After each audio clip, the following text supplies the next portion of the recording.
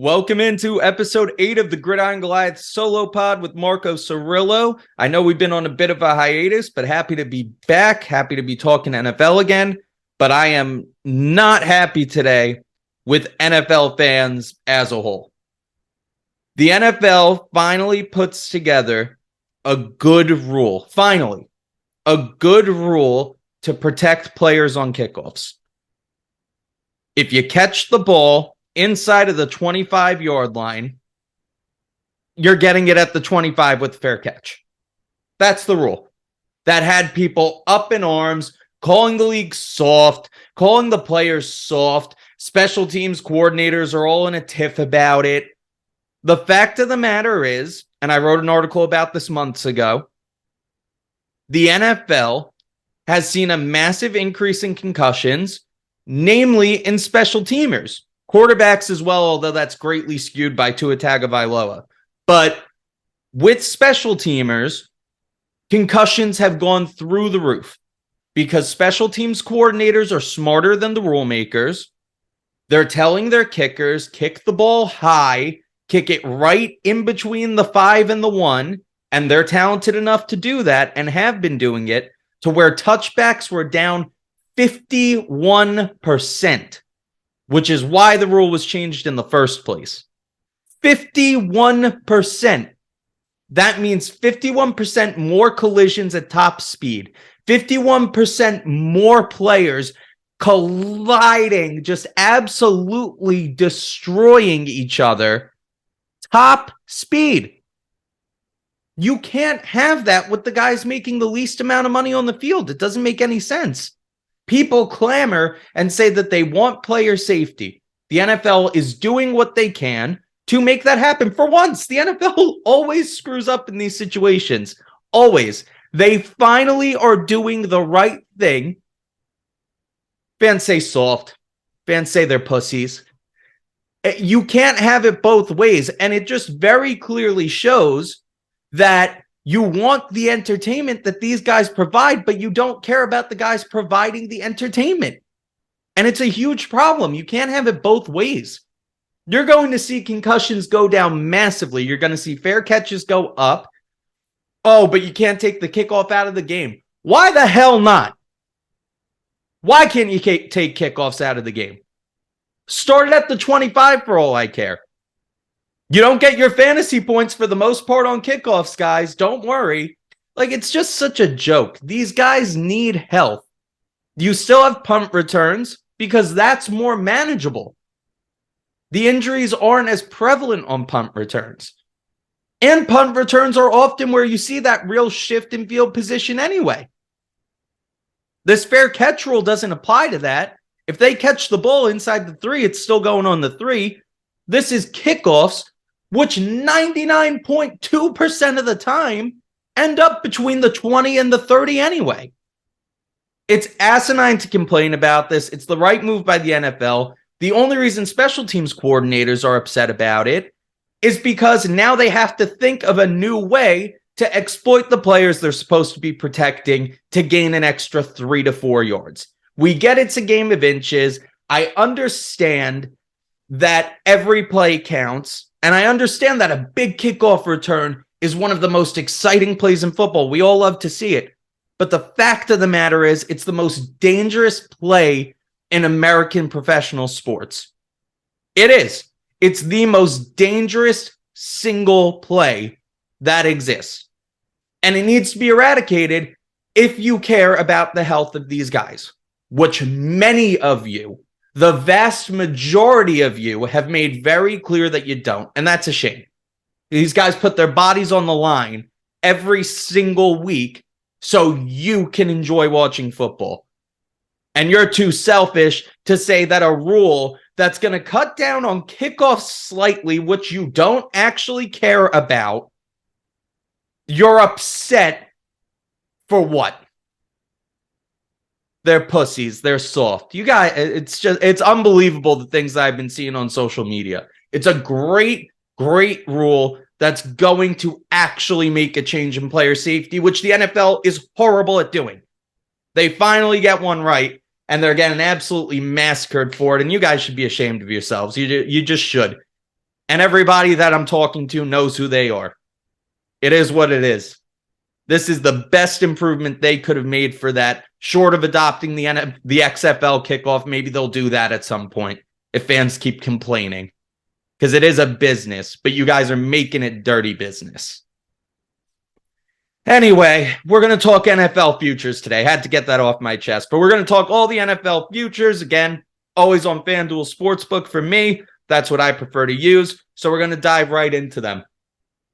As far as MVP goes for the 2023-2024 season, you have Josh Allen, Joe Burrow, and Patrick Mahomes all tied at plus 700. Justin Herbert just under that at plus 900. Jalen Hurts plus 1,200. Lamar plus 1,500.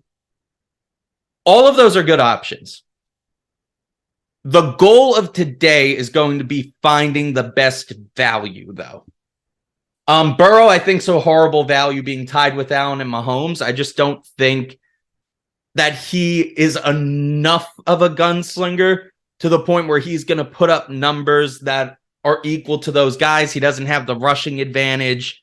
Justin Herbert out of the top 5 is probably my favorite bet, right in the middle of the pack there, just because I think they're going to be one of the most pass-heavy attacks in the NFL this year. Kellen Moore comes over. He was not the problem in Dallas. Mike McCarthy's going to prove that this year. I don't have enough time to get into that. But Justin Herbert is going to be throwing the ball all over the yard. I think Keenan Allen moves into sort of that Larry Fitzgerald type slot receiver position that he moved into when Bruce Arians came in 2015. I think he's going to get peppered with targets. Quentin Johnson, I thought was a great ad, considering we're not sure what's going on with Mike Williams. I don't think that's getting discussed enough. The guy might need back surgery, might not. If he needed it, he probably should have gotten it already. If he doesn't need it, when is he getting back on the field? We don't have that information yet. So I thought, even though I'm not high on Quentin Johnson, and I made that very clear, I thought it was a good move given that he's a similar type of receiver to Mike Williams. And if Mike Williams is healthy, all the more reason to put both those guys out wide. You have 2 of them now. Mike Williams a little more talented, but still, you have 2 of them now. And then you run Keenan Allen out of that big slot for the latter half of his career. He'll still be very productive, I believe. You have Eckler coming back now on that incentive-laden deal, which is how running backs should be handled, on incentives. And I just think it sets up really well for Justin Herbert to have that type of MVP campaign. My biggest hangup is I still don't believe Brandon Staley's a good head coach. I can still see them leaving games on the table because of that. And if the Chargers fail to make the playoffs in a stacked AFC, it doesn't matter how good Justin Herbert's season is, how good his numbers are.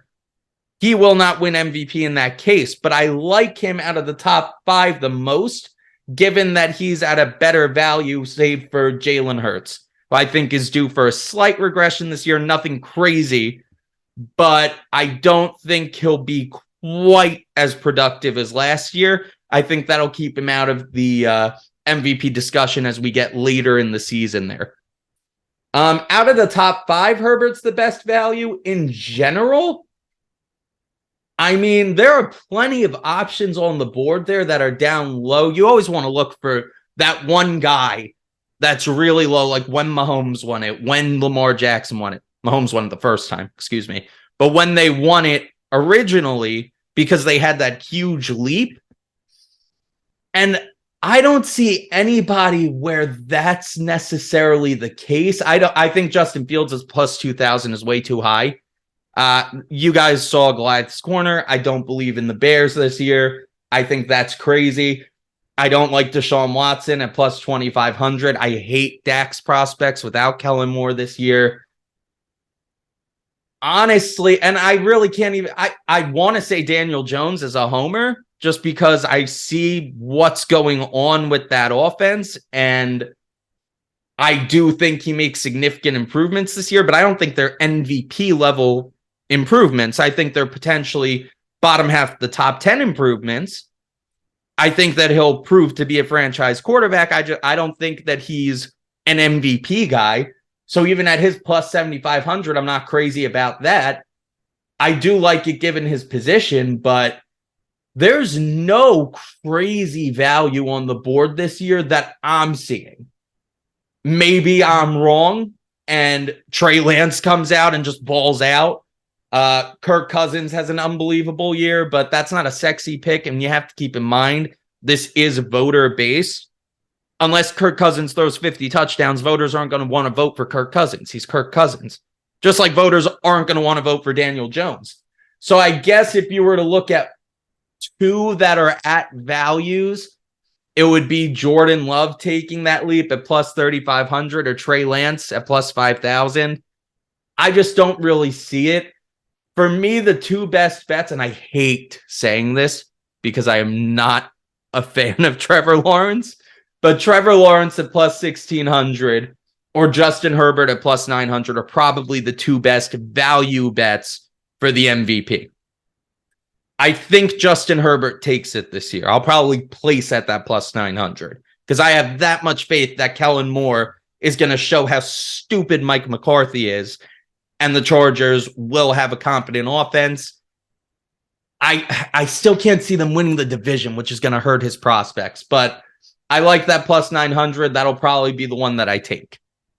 Moving on here, let's go to Offensive Rookie of the Year. So you have Bijan Robinson as a pretty heavy favorite at plus 300, followed by Bryce Young at plus 430, then CJ Stroud plus 700, and Anthony Richardson plus 700. Based on situation where everybody ended up, Anthony Richardson to me at plus 700 is an excellent bet to win Rookie of the Year. I think his floor is what Justin Fields was last year. I truly do. He's a better runner. He's more athletic. He has a cannon of an arm that he can use. And Shane Steichen is now the head coach there, who just had all of the success with Jalen Hurts, who coming out of the draft just looked like a lesser version of what we're seeing with Anthony Richardson. So to me, situation matches up, which is the biggest thing. He's going to start week one. Who's in his way? Gardner Minshew? Jim Irsay's not that patient. Chris Ballard is on the hottest seat you could possibly be as a GM. He's not going to be that patient. They're not starting Gardner Minshew. So Richardson right now is probably one of two rookie QBs that start week one. I genuinely think Frank Reich's going to be patient with Bryce Young, and they might start Andy Dalton for a week or two. I think that happens. So CJ Stroud will definitely start week one because he has to. Anthony Richardson starts week one, and Bijan, who will be awesome. And the Falcons are a great rushing team. I think Bijan Robinson will have an excellent season. Stupid draft pick, but he'll have an excellent season. Quarterbacks drive this league. If Anthony Richardson is even close to above average as a rookie, which with what they have going on there in Indianapolis with the head coach, good offensive line, great running back with Jonathan Taylor who can open things up, and you have a receiver in Michael Pittman that can make plays for you, I don't see where Anthony Richardson doesn't have at least an average season that looks spectacular because of all the crazy plays that he will make with his legs. To me, he's a sexy pick at that plus 700. That's probably the one I'm most confident with as far as the futures market goes right now. I think that he'll pretty easily be in that mix. It's going to be him or Bijan. Bryce Young, I think, is going to take a little time, and I don't think Carolina's very talented. And the same thing goes for Stroud, where Houston's not a great situation to just go into and think that you're going to light it up right away. It's not a realistic expectation. With Indy, I believe they'll be competitive enough, and Anthony Richardson will show enough of those crazy, flashy plays to where it's realistic for him to be in that discussion with Bijan. So I'd probably take him at plus 700 over Bijan at plus 300. He's a quarterback. He's got a good situation. We'll see what happens there. Those are really the only guys I'm even thinking of taking. JSN's going to have a good season. He's at plus 1,200, but there is competition there. Jordan Addison will have a good season. I just don't see any of those guys going so crazy that it pushes either Bijan or Anthony Richardson out of it. Coach of the Year is a fun one because there isn't anybody that's below plus 1,000. Dan Campbell is the favorite at plus 1,000.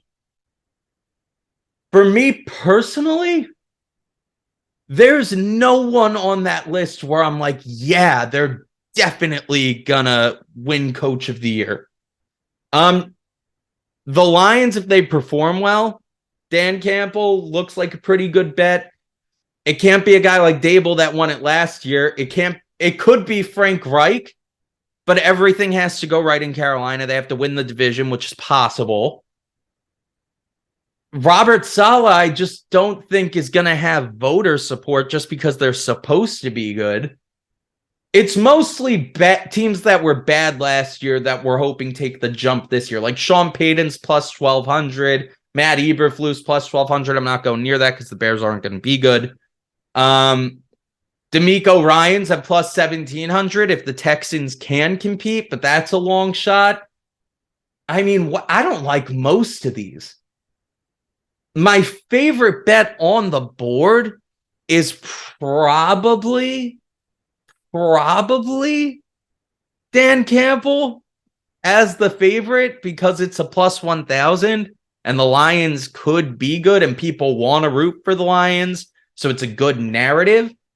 You know, I think if the Lions make the playoffs last year instead of the Giants, Dan Campbell probably wins it last year.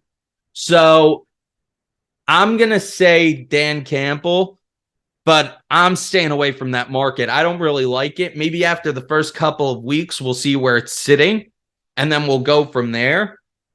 But I am not a fan of where that market's sitting right now. I think I'm going to stay far away from it. If I had to pick, I'd go Dan Campbell. Defensive Player of the Year. I think as long as he has a very good season, which he will, the league is going to hand this to Micah Parsons. He's the favorite at plus 700. You also got Myles Garrett, TJ Watt, basically around the same range. The reigning Defensive Player of the Year, Nick Bosa, at plus 1,100.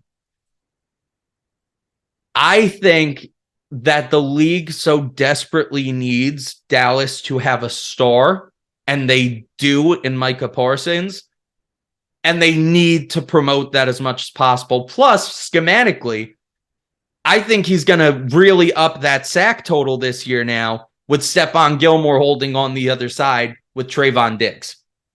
I think he'll get a lot more coverage sack opportunities. I just think that it's kind of a perfect storm for Micah Parsons to succeed this year. I'm not going to take too much time on it. I just think that at plus 700, it's a good enough value to, pull trigger on it.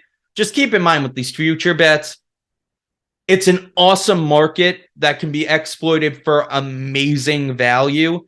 Your money's just tied up for a while. Like if you're not in position to have your money tied up, don't place these bets. It's such a waste of your time. Even if you get a cash out option, it's not going to be worth the wait.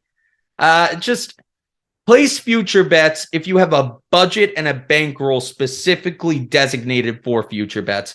Otherwise, you're going to be frustrated that all of your money's tied up. You're going to want to cash out before you can really experience the full value of it. And then let's say you have a nice bet on Micah Parsons that you had to cash out on because you wanted to add to your actual usable bankroll. You're going to be pissed off when he does win Defensive Player of the Year, because I think he will. But just keep that in mind with the futures market. It's awesome. It's probably the easiest to work with from a value perspective, but your money's tied up for a very long time. It is May. All right. You won't see that return until February.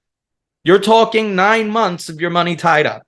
So just keep that in mind when placing these bets. The last thing you want is to be in a situation, and that's just gambling in general, gamble responsibly, but you don't want to have to cash out of a bet early just to keep your other bets going. That takes all the fun out of sports betting. You want your bet to hit. You don't want to have to cash out because you weren't betting your units properly or you allocated too much to the futures market. So just keep that in mind.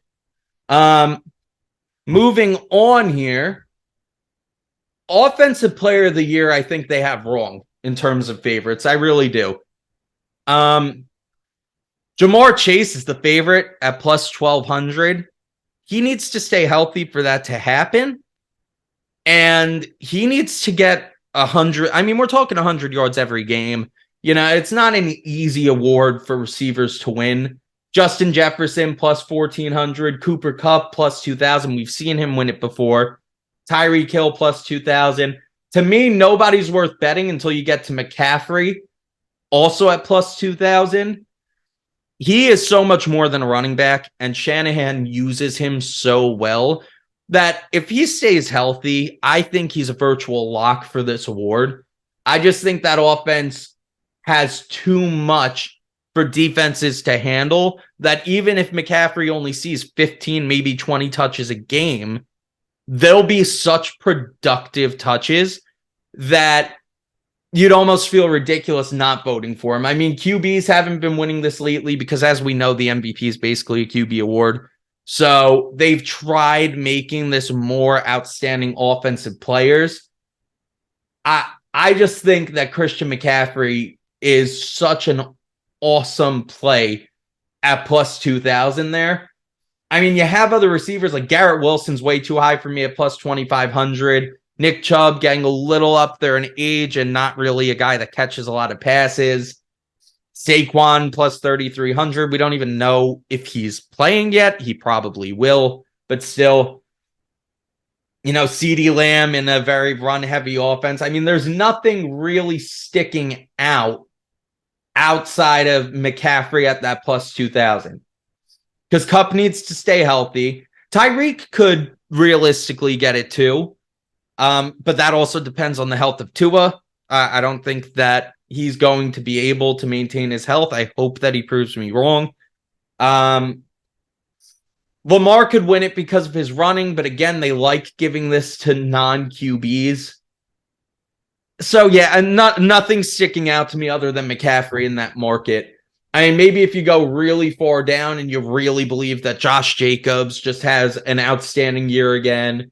If you think Bijan can win it as a rookie, but there's nothing crazy on that list where I'm like, yeah, that's definitely happening. So I'm going to say McCaffrey plus 2,000 is the pick there. He's involved in every facet of one of the most efficient offenses in the modern NFL.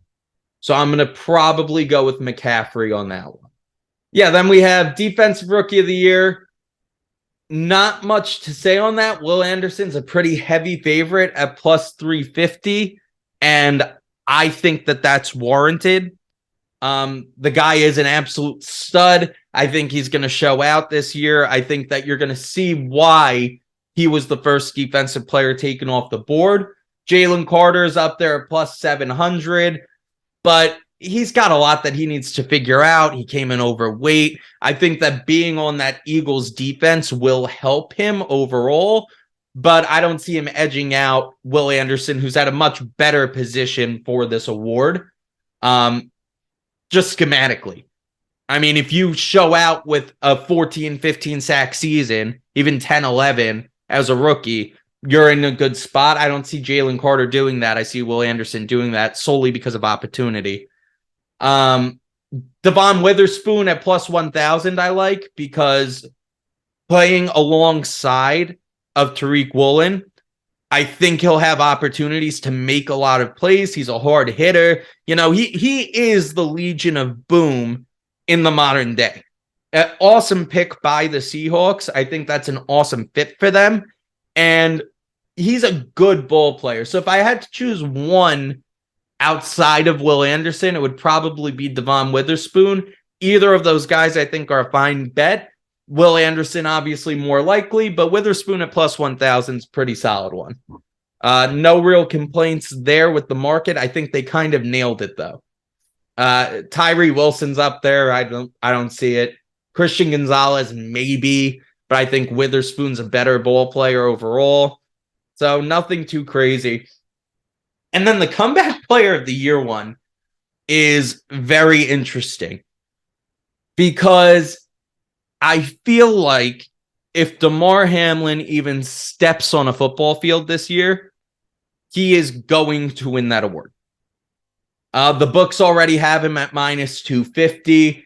Outside of that, you have Lamar at plus 1,800, which I really like as a play, if not for Damar Hamlin. I don't see how you don't give the guy the award if he's on the field. I mean, if he touches a football field this year, he needs to win that award. There's no question. I mean, comeback player of the year, more so than any of the other ones, is extremely narrative driven. And there isn't a better narrative than this guy died on the field, croaked on the field for 9 minutes, came back to life because of the miraculous workings of the medical staff on the field. Shout out to them. They did an excellent job. It can't be overstated. The guy died and he's coming back. That, to me, all but guarantees that he's winning this award just by stepping on the field. It's kind of like Alex Smith a few years ago. You know, he gets the Joe Theismann injury and then he comes back. Okay, let's rename the award the Alex Smith Award. Like, that's how they felt. Let's rename it the Damar Hamlin Award. I think minus 250 is generous. I really do. If the guy plays 5 games, he's winning the award. Yeah, Damar Hamlin minus 250. If you have the cash to just leave it in there for a few months and get some sort of return, I mean, minus 250 is not great odds at all, but I think it's that much of a lock. If not, then Lamar. But how do you not vote? You have to be soulless. You have to be a horrible person to not root for this guy to win this stupid award. He has to. Absolutely has to. I can't see anybody on there. Like, I don't know, Russell Wilson at plus 3,000. Like, does sucking and then not sucking fit into this award? I feel like it should be more of an injury thing. I feel like that's how it always wins. Like Michael Thomas, maybe at plus 8,500. I mean, that'd be a cool story if he returns to like top 5 receiver in the league form.